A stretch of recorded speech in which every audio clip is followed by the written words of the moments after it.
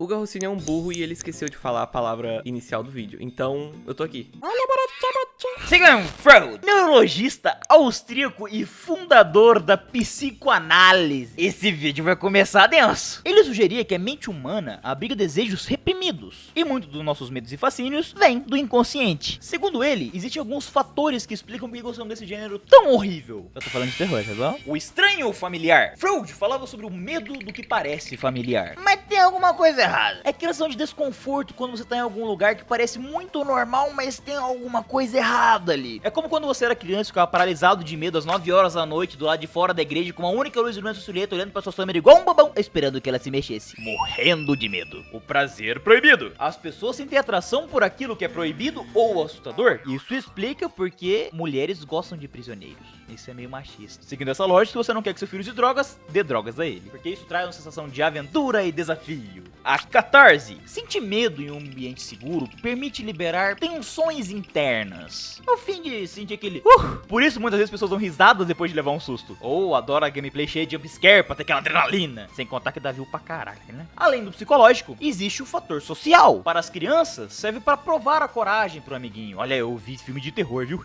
Assistir um filme de terror ou jogar um jogo de terror para impressionar os pais e os amigos, para compartilhar experiências. Terror é o gênero que mais gera conversa e teoria. Quantas vezes você já não discutiu sobre lendas urbanas enquanto tava tomando uma Coca-Cola no meio da praça? Loira do banheiro tá viva até hoje, é de 1700 e bolinha. E terror são histórias memoráveis, porque contos de terror são simples, o que fica mais fácil de gravar na memória. É também porque dá medo, né? E o medo faz você lembrar mais das coisas. Mas isso aí é mesmo assim, eu não consigo entender porque que o Jean Lucas de 12 anos consegue assistir Alien enquanto eu só desligo a TV. Resumindo essa bagaça, as pessoas gostam de terror porque ele permite explorar medos de forma segura. E é claro, se divertir com um desconhecido. Mas vamos ser sinceros, terror é uma merda. Mas é claro que todos esses pontos apontados pelo nosso mano Freud são amplificados enquanto o cérebro ainda tá em desenvolvimento. Sendo assim, crianças tendem a gostar mais de terror. E falando em coisas que crianças tendem a gostar mais, uma delas são cores brilhantes. RGB, arco-íris, qualquer cor que seja forte o suficiente atrai o inconsciente de crianças. E o meu também, olha meu PC igual uma árvore de Natal. E música boa, mas na real isso meio que serve pra todo mundo. Então, se seu jogo tem uma trilha sonora incrível, mesmo que ele seja ruim, pelo menos as OSTs vão pro meu repeat. Isso não salva todo o jogo. Temos Don't Trick, que ainda não lançou, meu mano Bifu acabou de me lembrar aqui, mas que a sua recepção não foi tão boa, não foi tão grande quanto eles queriam. Ele tentou focar em música, mas foi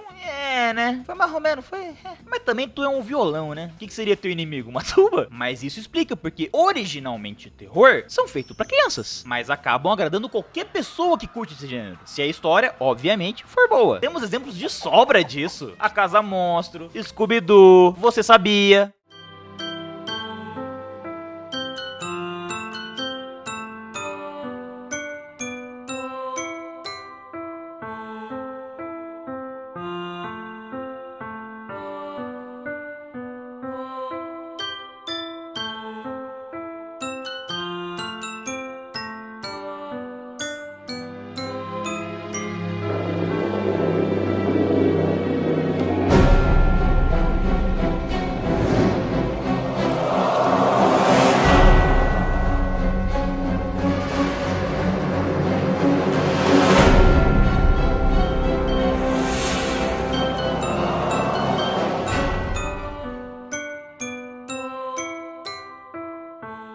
Em 2021 foi o ano que existiu. Tivemos o lançamento de jogos como Unpacking e Just Dance 2. Enquanto isso, Take-Two levava o GOT, Resident Evil tentava matar a franquia de novo com Resident Evil 8. Sério, não joga essa porcaria. Nos cinemas, fomos presenteados com ROM bugado e Poderoso Chefinho 2. Na música, tivemos hits como Tapão na Raba, da Rai Soares, e Não Vou, da Mari Fernandes. Em geral, 2021 foi o ano que dá gosto de esquecer, né? Mas, no dia 12 de outubro de 2021, algo foi lançado. Algo que mudaria o mundo dos jogos. Poply. Eu não sei falar Poply.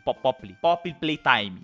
Saiu. Um jogo de mascote horror, que como eu já expliquei no capítulo anterior, né? Mascote horror é um subgênero do terror que se destaca pelo uso de mascote como antagonista principal. O nome já revelava, mas é isso. O mascote costuma ter um design cartunesco e amigável, mas esconde um mistério. Geralmente ligado a uma daquelas histórias pseudo-assustadoras da internet. Mas a ideia de um personagem fofinho, que na verdade são monstros, não é nova. Annabelle existe desde 1900 e pouco. Chuck segue a mesma lógica e na própria própria série, ele usou o filme da Meg e suas dancinhas #fodas. Mas nos jogos, essa tendência foi criada, ou melhor, popularizada por FNAF. No primeiro vídeo, foi possível perceber que FNAF estabeleceu uma fórmula para esses jogos. Você não pode contar a história direito, porque se tem uma coisa que o público de terror adora é caçar teoria, e o jogo joga pedaços soltos de lore e deixa a comunidade fazer o resto. Tem que ter um mistério que não pode ter solução. Quanto mais perguntas sem respostas, mais engajamento. E o povo vai gastar horas analisando cada detalhe do seu trailer só pra descobrir que não tem nada lá. Tem que ter uma gameplay simples, fácil de aprender e difícil de dominar, ou só fácil mesmo. O jogo também tem que ser rápido, não pode ter enrolação, tem que ser curto o suficiente pra ser zerado em uma live e viralizar. Essa fórmula foi testada, copiada, modificada, tudo pra tentar criar o próximo FNAF. O problema é que sempre que alguém tentava mudar a fórmula ou inovar, o jogo não fazia tanto sucesso. Ser algo tão simples e engajante quanto FNAF parecia impossível. FNAF continuava no topo, repetindo a mesma estrutura e mantendo o monopólio no gênero, mas isso estava prestes a mudar. Pop Playtime apareceu do nada, com um trailer chamativo e um conceito que misturava FNAF com Bang Tank Machine, com gráficos mais realistas e um mascote azul gigantesco que te persegue em um corredor claustrofóbico. Huggy Wuggy virou um fenômeno instantâneo, antes mesmo de ser lançado. Agora, faltava ver se o jogo ia ser tão bom quanto a propaganda foi. Originalmente concebido com uma campanha do Kickstarter, a ideia do Pop Playtime foi desenvolvida por Zach Bellegent e seu irmão Isaac Christopher, que são os diretores dos jogos. Eles começaram as suas carreiras sendo animadores do YouTube em um canal chamado Isaacs, antes de criarem a Mob Entertainment. Inicialmente, criaram só pro canal do YouTube. Ao longo dos anos seguintes, Seth e Zach continuaram a criar e desenvolver entretenimento de qualidade. E surpreendendo um total de 0 pessoas, isso atraiu milhões de views. Durante o restante da carreira, enquanto o irmão tava na faculdade e o outro tava terminando o ensino médio, os dois criaram um plano maligno para levar a sua empresa a um próximo nível. E como parte disso, os dois alugaram escritórios e mudaram para St. Louis, largando o ensino médio e a faculdade. Ninguém ganha dinheiro estudando mesmo. Poucos meses depois, os irmãos gêmeos Zachary e Michael Preciado, meu Deus do céu, é muito nome gringo, né? Santa misericórdia, que eram donos do canal do YouTube Zanimation, se juntaram a esses irmãos. E esse canal Zanimation também é outro canal de conteúdo de qualidade. Dá uma olhada. E eles eram os diretores criativos principais da empresa. Avançando um pouco no tempo, tem uma coisa que eu achei engraçada. Isso foi pleonasmo, mas não foi proposital. Em uma entrevista com o The New York Times, o Zach falou que a ideia por trás do Huggy Wuggy era criar algo totalmente novo e que suas técnicas para torná-lo assustador era torná-lo maior que tudo na tela. Sobre a segunda frase, sobre tornar ele maior que tudo na tela, ok, beleza, não ligo, suaveira, funciona bem. Já a primeira, essa informação sendo falada por esse cara é cômica, tendo em vista o canal antigo deles e as pessoas que eles contrataram. Eles sabiam exatamente em quem eles estavam mirando, eles sabiam o público-alvo que eles queriam. E fizeram exatamente isso. Esses dois irmãos são geniais, eles sabem onde tá o dinheiro e não tem vergonha de ir lá buscar não. Eu não tô dizendo que isso é feio, tô sendo apenas invejoso. Eles fizeram um bom trabalho. As animações do canal são boas, o trailer do jogo foi bom, o jogo eu vou discorrer mais sobre daqui pra frente. Mas dizer que queria criar algo inovador, vendo o que você vinha fazendo, é cômico. Ele tinha o conhecimento prévio do que provavelmente daria certo e eles fizeram exatamente isso. Você não inovou em nada, mas é extremamente difícil achar qualquer informação desses irmãos na internet. O máximo que eu consegui achar é que um é gay e o outro é um daqueles pais estranhos que beija a filha na boca. Eles são muito reservados. Eu tentei entrar em contrato com eles pra saber um pouco mais de uma forma menos comercial, igual eu achei todas as informações, mas eles não me responderam. Porém, Pop Playtime foi um sucesso. Ele tomou a soberania de FNAF pra si. Primeiro eu quero falar aqui que a empresa é legal em ouvir os fãs e saberem a hora de pedir desculpas. Isso não apaga que eles tentaram vender NFT, mas pelo menos eles pediram desculpas. O Discord deles, ao contrário do de FNAF e o de Band, é envolvente para todas as linguagens possíveis e imagináveis. Assim como o seu jogo, se não tem dublagem, tem pelo menos legenda para todas as línguas possíveis. E dito isso, não jogar essa porca, quer dizer, jogar esse jogo, né? Você acaba de abrir a porta com a chave da imaginação. Além dela, a outra dimensão. Uma dimensão de gráficos duvidosos, uma dimensão de sustos previsíveis, uma dimensão de controles travados. Você está entrando em uma terra de sombras e gritos de gente que não sabe gravar vídeos. Você acaba de cruzar para gameplay de Pop Playtime. Nós tem que ir numa fábrica de brinquedo buscar seu vibrador? Ah, para. Pop Playtime. Coma o Bron. Oxe, tu nunca jogou Pop Playtime? Nunca joguei, cara. Ó, eu preciso colocar cores ali. O cara só tava indignado. Convenientemente tem um trem com É que eu cores, nunca cara. vi verde, rosa, amarelo, vermelho. Ah, ainda bem hoje. Oxi, É parabéns. inacreditável que a mente do Osh funciona no 0.5, velho. Eu sou esculachado nesse canal, velho. Ah, você faz por onde, velho? Hugo! Dá um abraço. Vai brincar com ele. É o Hugo, né? É o Hugo, né, paizão? Legal que eu mirei no mesmo lugar. E na terceira vez foi. Matheus? Lamento, rapaziada. Ele morreu de Hugo. novo no meio da gravação do Pop Hugo Playtime. matou o Matheus. O Hugo desapareceu. Matheus? O Hugo voltou! Matheus! Você tá aqui na minha mão, Matheus? Matheus? Oxi, Olha, eu tenho uma notícia importante para te dar, Oxi. fala! Não confie no Senhor Azul, Oxi. No É do Hugo! mal. No Hugo! Não confie nele. Não tem muito tempo. Meu saco tá coçando. Adeus. Ele se foi.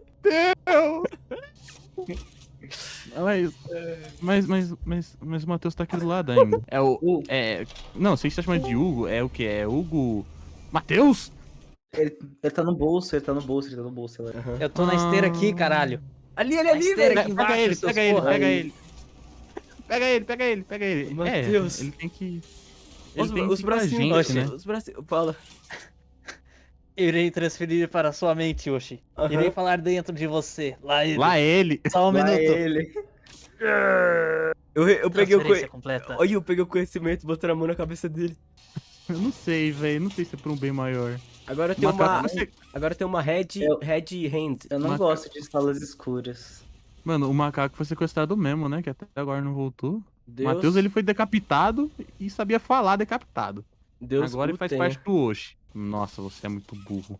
Nossos puzzles, não, puzzle nesse jogo não. Oxe, Mano, eu tô percebendo, velho. Quem que deixou o burro do jogo? É? Quem deixou o burro do grupo jogar? O burro do grupo.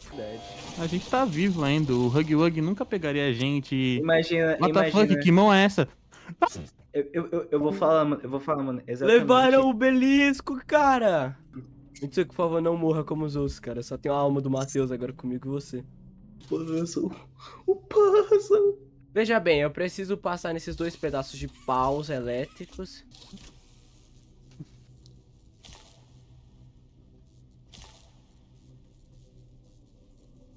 Olha, olha. Easy peasy. Ô Mitsuki, tu que já O jogou esse cara jogo que tem- 900 vezes, eu preciso pegar a fita pra fazer a história, Não, mãe? não, só Lore. Deixa eu puxar esses paus luminosos, né? Pelo menos o Pop Playtime não é racista, né? Essa é a hora que o filho chora e Ah! a mãe não vê. Que isso, cara? Sai, sai. Dá pra você um sorriso daquele lá. Gamei.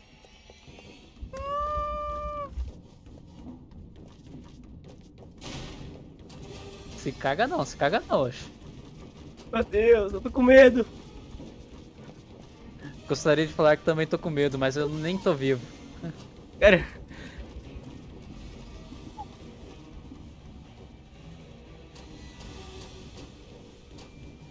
Ai. Não sei, eu nem sei o que eu fiz.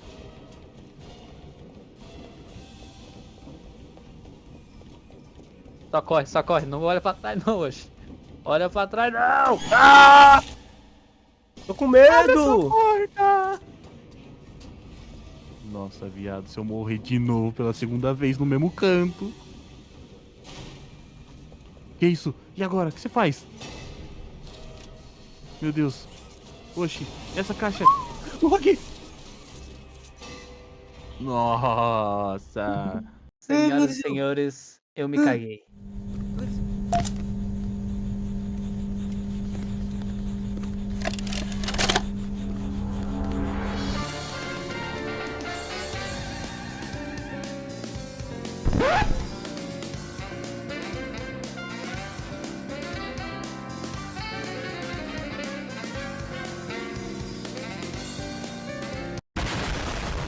O O fato de haver possibilidade de se mexer no jogo, igual Band, pra mim, perto de FNAF, realmente já é uma baita evolução. A ideia dos puzzles com as duas mãozinhas é até que funcional. São puzzles extremamente simples, mas eles funcionam bem. É difícil o suficiente pra ser minimamente interessante. Mas como eu só vi uma gameplay atual do jogo, não dá pra eu saber se tinha algum bug bizarro no lançamento ou um pouco depois. Mas atualmente o jogo parece estar bem limpo, tá bem clean, tem poucos bugs que dá pra ver ou fazer sem querer. O menu deles pelo menos fecha quando eu aperto. Né não, Band? O jogo em si, ele não é feio, mas tem uma estética muito pé no chão. Uma estética muito nada demais, sabe? Muito água com açúcar. Onde ele tenta brilhar, entre várias aspas. Não, Heitor. Coloca mais aspas. Não, mais aspas. Um pouquinho mais. Só um pouquinho mais. Um pouquinho mais duas. Ah, agora sim. É nos seus inimigos, que são os bonecos. A ideia do mascote funciona bem. São brinquedos que você realmente teria algo quando você era criança. O Huggy Wuggy mesmo, é só um bonequinho de dormir. Então é meio nostálgico pra mim que sou velho e ativa o tal estranho familiar medonho pra quem ainda tem bichinhos na cama. Sério, cara. Bichinhos na cama? 15 anos nas costas? Bichinho na cama? Mas,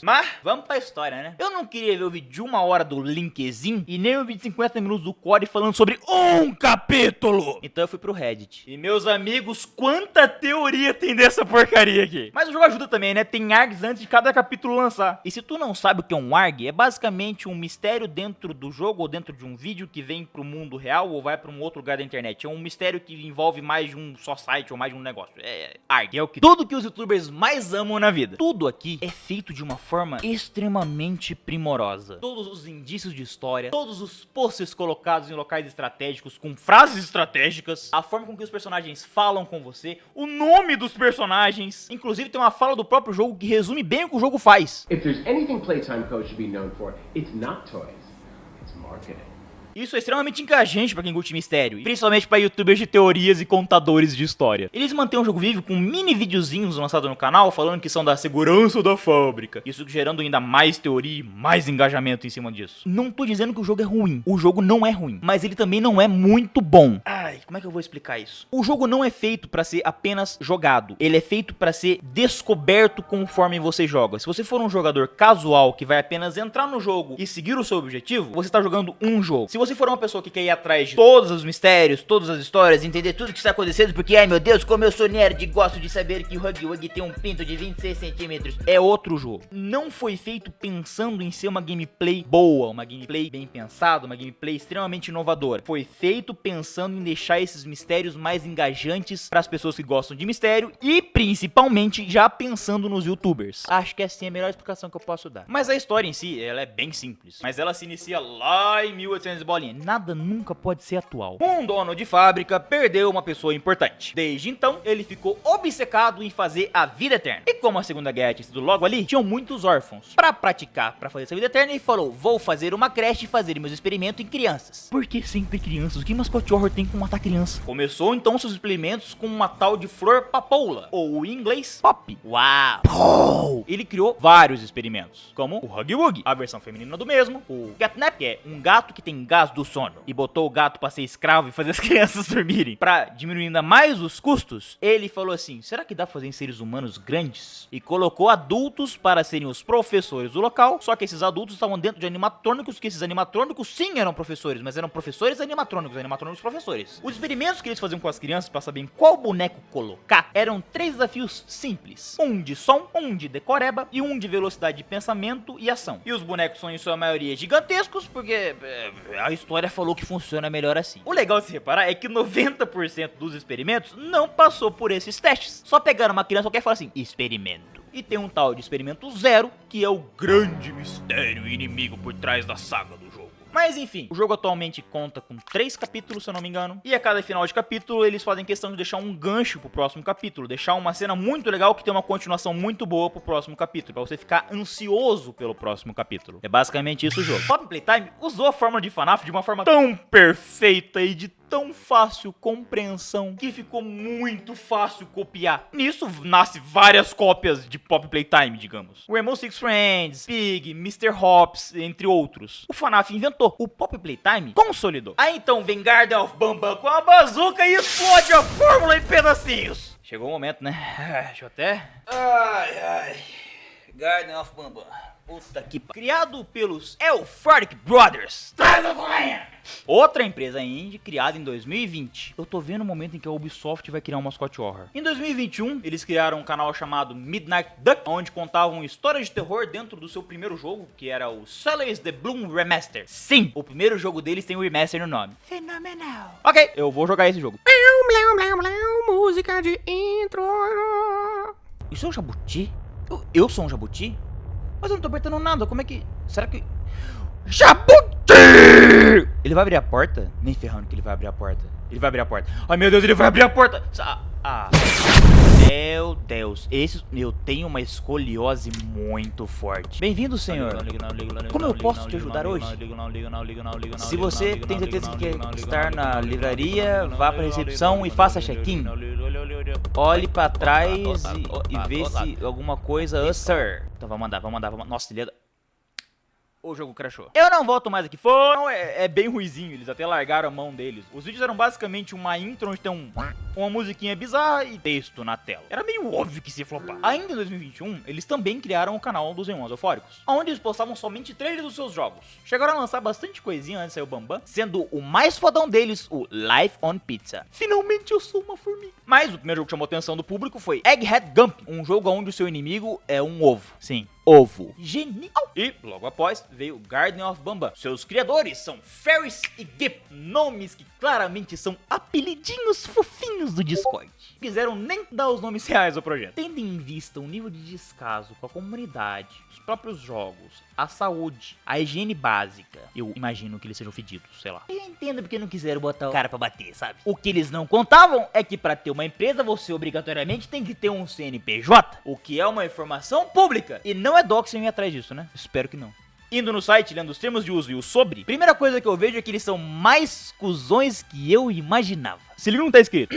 Visitas ao site. A Euphoric Brothers LTDA coleta certas informações dos visitantes dos sites. Isso inclui, entre outros, o nome e domínio do servidor de origem, endereço de e-mail, tipo de computador e navegador da web, páginas acessadas pelo visitante e informações limitadas sobre solicitações de pesquisa. E você nos autoriza a usar e ceder todas essas informações relacionadas ao uso do site por você e todas as informações fornecidas por você de qualquer maneira que esteja de acordo com a nossa política de privacidade. Abriu o site, automaticamente vão vender todas as informações. Legal! Mas o que eu tô procurando aqui é o CNPJ ou qualquer coisa que possa me levar a ele. Nas políticas de privacidade eu não achei nada, mas no About eu achei o endereço, que eu não vou falar qual é. Jogando rabinho no Google, eles moram no Canadá. Será que eles conhecem o Leon e a Nilce? Mas existe aqui uma cláusula que diz que a empresa tem regras e registros na Califórnia. Então, ou a empresa é canadense ou a empresa é americana. Se for americana, o CNPJ chama EN. Se for canadense, chama Business Number. E como o site não possui o CNPJ da empresa, eu fui nos sites governamentais de cada país, onde, novamente, as informações contidas neles são públicas. No site americano me diz que não existe nenhuma empresa com esse nome. Já no canadense, temos aqui todas as informações sobre o Euphoric Brothers LTDA. Não é possível saber se é a mesma empresa, mas o nome é exatamente igual. A chance de ser essa é bem grande. Olha, não é que o nome deles é mesmo Ferris? Bom, é até que eu posso ir. E pra evitar problemas, eu não vou mostrar o nome do outro irmão, nem nada do tipo. E se eu fosse atrás de qualquer outra coisa, automaticamente isso viraria um doxing. E não é isso que eu faço. Eu só queria saber quem xingar. Eu te odeio, Ferris! Eu te odeio! Tô mais leve. Olha, antes de pesquisar sobre o Euphoric Brothers, eu realmente não tinha nada contra o jogo e nem a empresa em si. Eu achava que era só mais uma empresa farmando em cima de algo que tava na moda. Parabéns aos envolvidos, legal, muito bom. Mas já deu pra perceber, pelo tempo que eu gastei pra achar o nome dos caras, só pra poder direcionar o meu ódio à pessoa certa, que isso não se manteve, né? A empresa é desnecessariamente má. Ou melhor, já dá pra ver a índoles dele vendo o termo de uso do site, sendo que é a porcaria de um site que é mais pra pessoa entrar no Discord deles do que qualquer outra coisa. E é um site feio e mal feito, sem conteúdo. O site consiste em 5 abas, que é a home, onde te direciona pros jogos, e o about. Tem uma foto do último jogo lançado no canto. Games, onde te direciona pra Steam. O about, que foi feito pelo chat GPT. A aba merch, que te direciona pra 2 lojas, onde eu poderia falar sobre o preço absurdo do merchandise deles, mas isso não vem ao caso, porque quem quer comprar vai comprar e o produto é deles. Se quiser botar 300 conto a camisa escrito "Eu sou idiota" com uma seta pra cima, eles podem, o nome disso é livre mercado. Então não vou falar disso. O programa de parcerias, que como envolve dinheiro, fizeram com um pouquinho mais de carinho, mas ainda assim é mal feito pra caraca. E se for mais pra baixo, escondidinho aqui no canto, aí você vai achar política de privacidade e termo de uso. E coisas feitas por fãs. Essas 3 partes são apenas regras legais de o que você pode ou não pode fazer, o que eles podem ou não podem fazer isso com você, escrito com a menor fonte possível. Aí logo do lado tem as redes sociais. Foi somente nesse site que eu encontrei o Discord oficial. Depois eu descobri que tinha no YouTube. Então eu vendi meus dados à toa. Mas que site veio? Fora isso, eles têm um Spotify, com músicas como Amnésia, que é boa pra caralho. E Toxic Monitoring, que eu me vejo muito curtindo ela numa rave. É, como eu disse, música boa eu escuto. Não importa se ela vem diretamente do esgoto.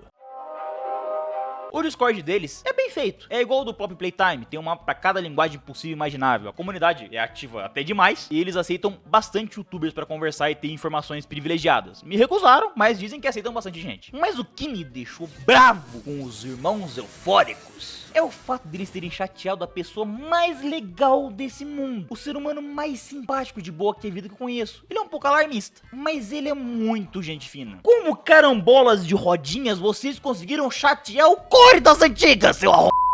O motivo é que a empresa não aceita crítica, tal qual uma empresa que ficou muito famosa aqui em terras tupiniquins devido também a vídeos no YouTuber, um tal de Mineirinho Adventures, você conhece? Sabe que tinha um desenvolvedor que era um cara muito simpático que respondia as críticas com xingamento e ofensas? Então, mais ou menos isso. A diferença é que se você falar mal do jogo ou der uma crítica construtiva, eles não te xingam apenas. Eu imagino que eles te xinguem em off. Mas eles cortam totalmente laço com você. E o Core criticou o jogo. Mas eu entendo o ponto deles. Essa empresa não é passiva de crítica. Olha a trabalheira que deve dar pra fazer esses bichinhos massinha de modelar na vida real pra ficar tirando foto de quadro a quadro pra que eles estão se mexendo. Não, Garroça, isso aí é feito no Blender mesmo. Sério? Nem fudendo. Puta que pariu.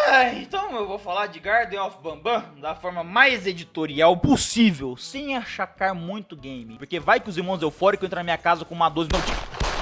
Então, antes de começar, deixa eu tirar alguns xingamentos de dentro de mim. Vá, boneco vermelho. Vai tomar o boneco rosa. Vá, boneco azul. Eu te odeio, boneco colorido.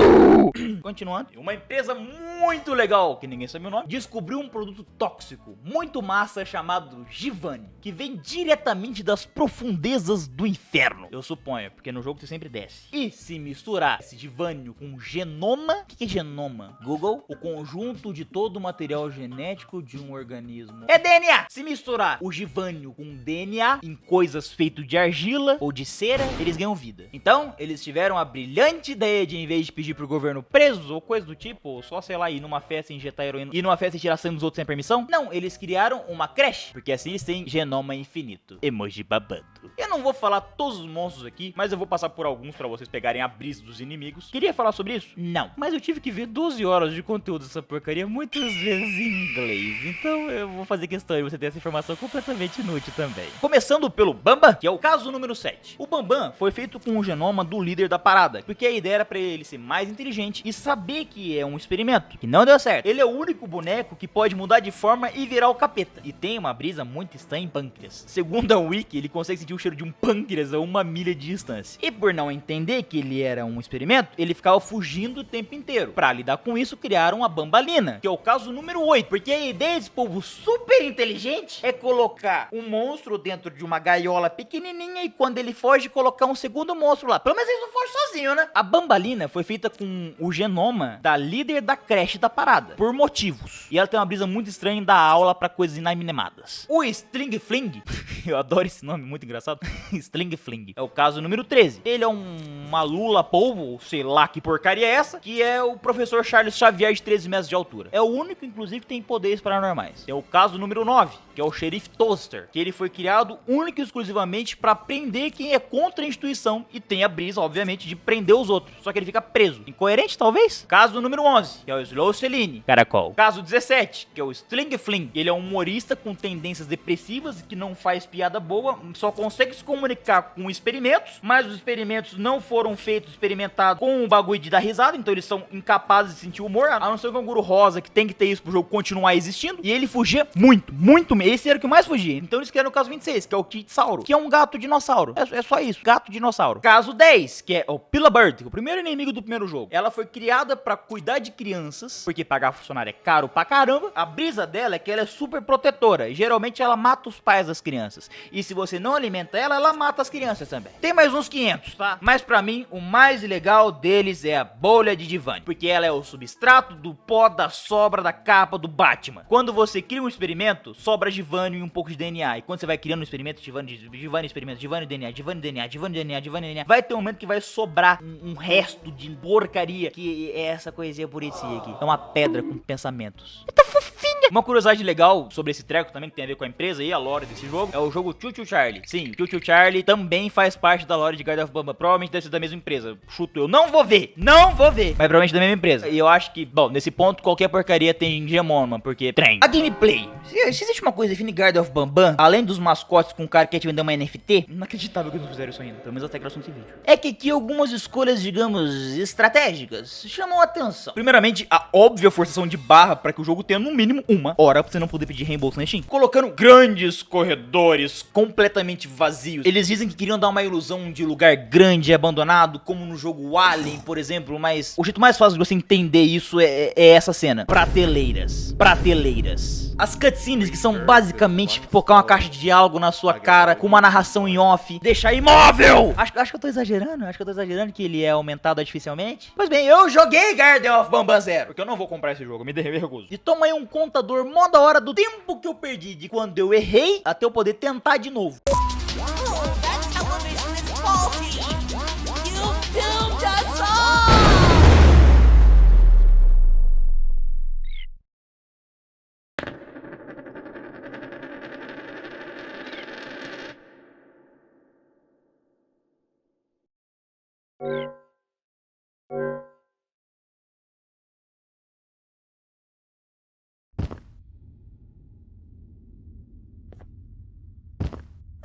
Okay, that wasn't it. Now you're stuck in here with me. Looks like we've got to stop the circulation manually first.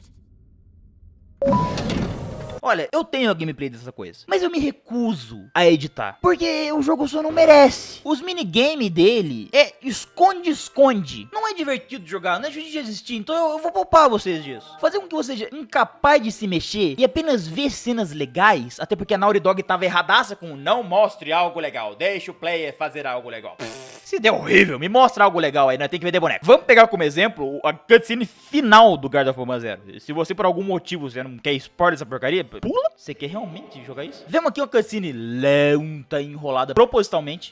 Eu não tô diminuindo, ela é lenta assim mesmo. Onde seria muito mais legal você, o jogador, ser o cara que mata o bicho final. Mas daí como é que vai vender brinquedinho do bicho rosa? Outra parte importante desse jogo são os cartões de acesso, que aqui substituem o drone da franquia. Inclusive o pessoal fala que esse drone é extremamente mal feito, mal programado, horrível, ruim. Eu não vou descobrir se é ou não nunca.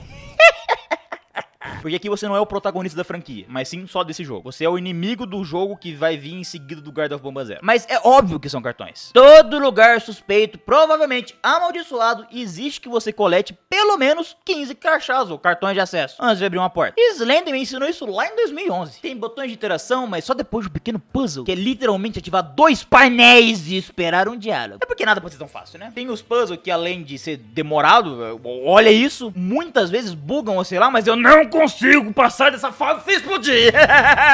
Me mata. Tem alguns que são realmente algo muito bom. Tem alguns que são... Não, alguns não. Tem um puzzle que realmente foi algo que me explodiu a minha mente. Falei, nossa, agora que eu entendi. Nossa, muito legal. Oh, fucking entendi. Entendi. Entendeu? Entendi. Tá em paralelo essa merda. É. Essa tem que tá... Ah, entendi, caralho.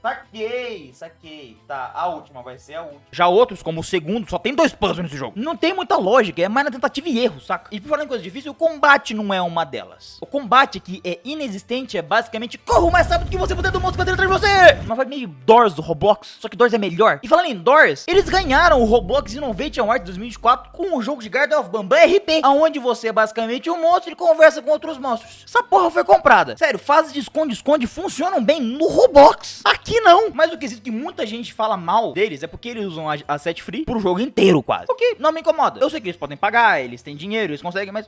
Não. Se o jogo fosse bom, não ligava pra ser free ou pago. O que me incomodou é que o jogo é chato, é ruim, é mal feito, é feito nas coxas. Custava fazer esse boneco ter uma animação de mexer a boca onde a língua entra dentro? Custava esse puzzle de explodir ter alguma lógica? Custava! E eles fazem questão de no final de cada jogo não ter um cliffhanger igual tem no próprio Playtime. Não, tem um soco na tua cara mesmo. Tem um banner do próximo jogo no final de cada capítulo. Além, é óbvio, do banner do começo do jogo quando você começa a jogar, que já tem o banner do próximo jogo ou do jogo anterior. Eles são mercenários pra caramba. Mas nada disso faz diferença. Eles seguiram a fórmula da forma mais fiel possível. Sempre aumentando a quantidade de bicho fofo, tanto que tem uma wiki só pra isso. Mantendo o mistério sempre vivo. Nunca dando respostas. Esse jogo ia fazer sucesso. E o fato de você ficar reclamando e eles não aceitarem críticas é bom pra eles. Vai dar visibilidade pro jogo. Mesmo uma propaganda ruim, ainda é uma propaganda. O Todinho já falou isso. E é claro que até os youtubers que foram cortados do programa de parceria devido ao jogo ainda estar em hype, eles continuam fazendo vídeo sobre. Você me decepcionou, Corey. Todos os jogos cobertos aqui por mim têm problemas. Claro que Garden of Bambam tem bem mais. Mas cada um deles tem seus problemas. Fanatic fez questão de evoluir ou se modificar até chegar pro Playtime e ameaçar seu monopólio. Sem contar que mesmo assim, eles ainda não ligam muito pra outros países além da América. Pop Playtime, por mais que escute os fãs e os jogos sejam cada vez mais bonitinhos e melhores em questão de gameplay ou lore, eu não sei, eu não comprei, eu nem joguei o primeiro, mas dizem que é isso. Ele ainda é muito vazio e raso e a empresa é mercenária pra caramba. NFTs, cara, NFTs! E Garden of Bambam, bom, é Garden of Bambam. Eu poderia cobrir outros 1000 jogos desse estilo, que mudariam pouquíssima coisa da fórmula,